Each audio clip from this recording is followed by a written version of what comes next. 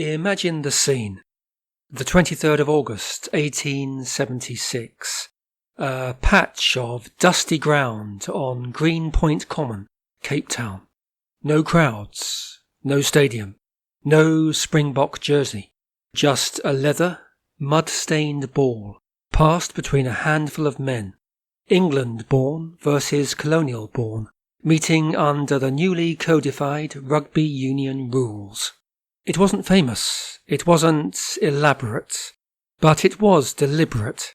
It marked the shift from casual military kick-arounds to a civilian sport with structure, rules, and ambition.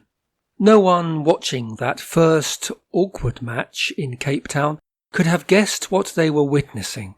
They couldn't know that those mismatched boots and hand-stitched ball would spark a force that would help shape a nation through wars, migrations, rivalries and unification.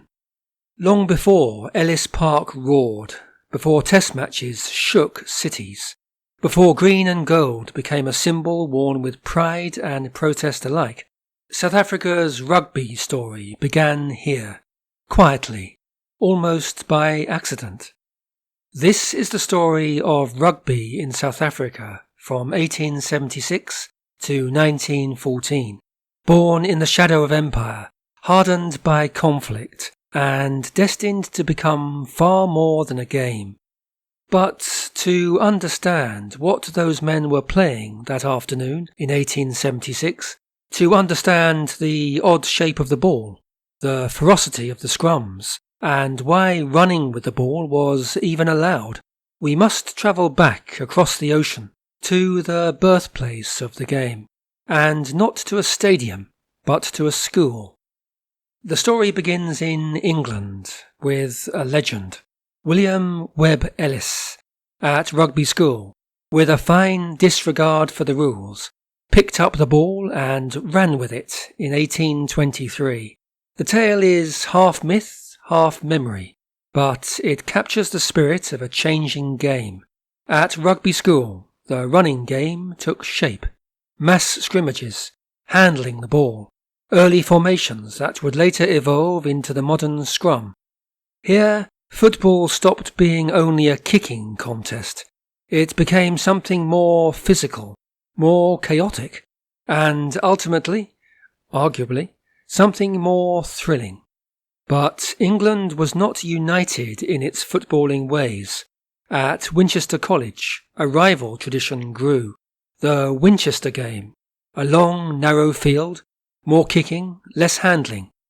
In fact, in the mid-19th century, England had many games called football, each with its own rules, its own character, and its own fiercely loyal defenders. When former pupils left school and brought their codes into towns and clubs, chaos followed. Matches could barely be arranged, let alone played. Arguments were inevitable. Whose rules? Rugby? Winchester? Eton? Harrow? Something had to change.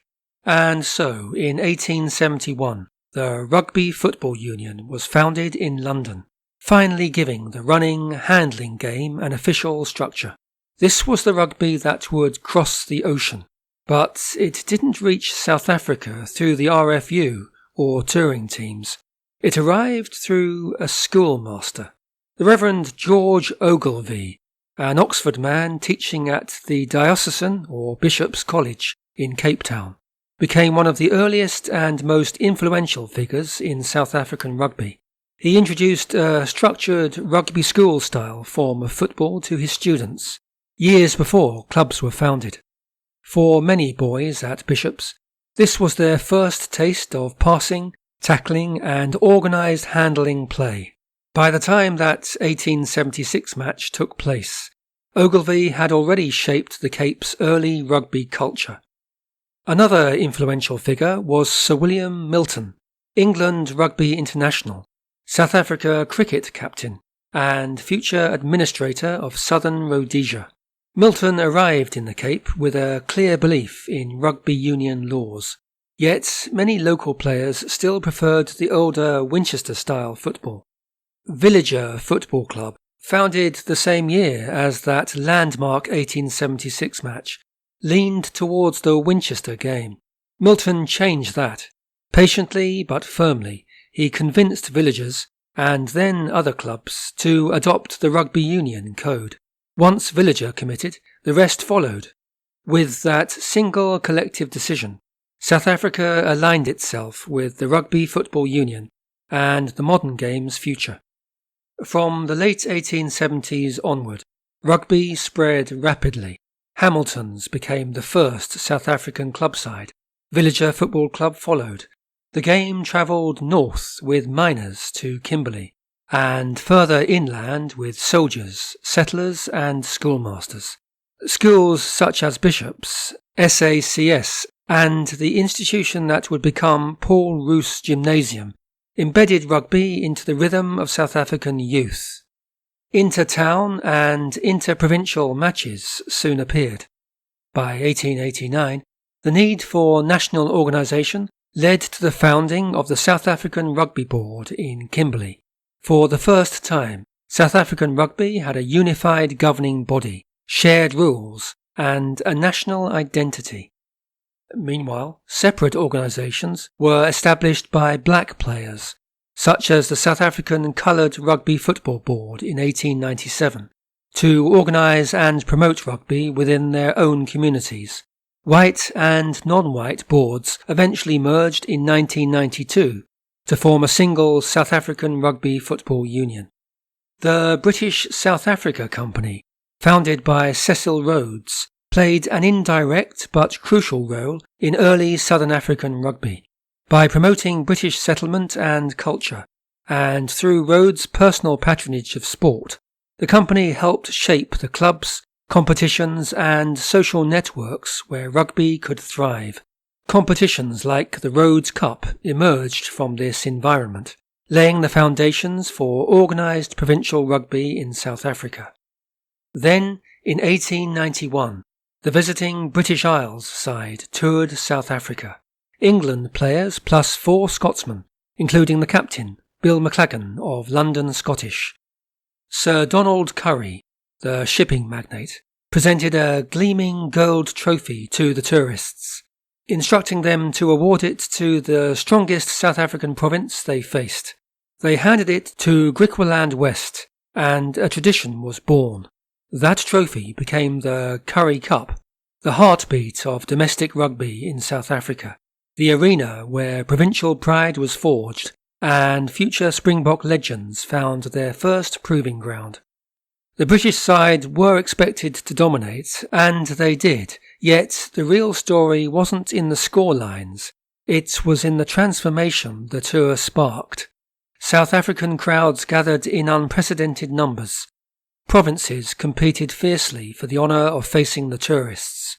Local newspapers filled with match reports, tactical debates, and bold opinions. Rugby had become more than a pastime. It had become a national spectacle. H. Carstens of Villager FC, a lawyer who had studied at Rugby, refereed the first tour match and then captained South Africa in the first test, played at the Crusaders ground in Port Elizabeth. Ben Duff, a fullback who played for Hamilton's and Western Province, holds the distinction of being the very first Springbok international, thanks to the order in which the players' names appeared on the team sheet. In this series, the Vesveld brothers, Upa and Harsey of Hamilton's, became the first siblings to play for South Africa.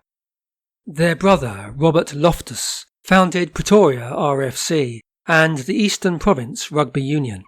He introduced grass pitches to the Transvaal and lent his name to Loftus Stadium in Pretoria. Alf Richards of Hamilton's and Western Province skippered the South African side in the third test. Like several of these early players, he also played first-class and test cricket. Meanwhile, the colony of Natal was ably represented by Dan Smith, a burly forward. Just 5 years later, in 1896, the British team returned, stronger, more experienced, and ready to test the growing skill of South African rugby. As on the previous tour in 1891, the tourists wore red and white hooped shirts and dark blue shorts, while the South Africans wore navy blue. Great Britain won the Test series, but South Africa achieved its first victory over Britain in the final Test at Newlands, cheered on by a crowd of 3,500. After the tour, 2 members of the British team remained in South Africa and went on to earn Victoria Crosses in the Second Anglo-Boer War, while a third, Walter Carey, became Archbishop of Bloemfontein. After years of learning and growing on home soil, South African rugby reached a turning point in 1903. By now, domestic rugby had matured. The Currie Cup was fostering fierce provincial rivalries, and clubs had strengthened their structures. The best players from across the country, men like Jackie Powell of the Griquas, were being selected to represent the national side. And it showed. The British tourists lost 8 of their 22 matches, and this tour marked South Africa's first Test series victory against an international side. Once again, the decisive victory came at Newlands, watched this time by a crowd of 6,000. Among the pioneers leading the team was Barry Ferry Heatley from Western Province, a powerful forward who helped shape the early Springbok style, blending toughness with tactical awareness. In 1906, South Africa embarked on a trip that would become legendary, the first official overseas Springbok tour to Britain and France. The squad carried the hopes of a region still healing from the Anglo-Boer War just a few years earlier. This was the team that made history.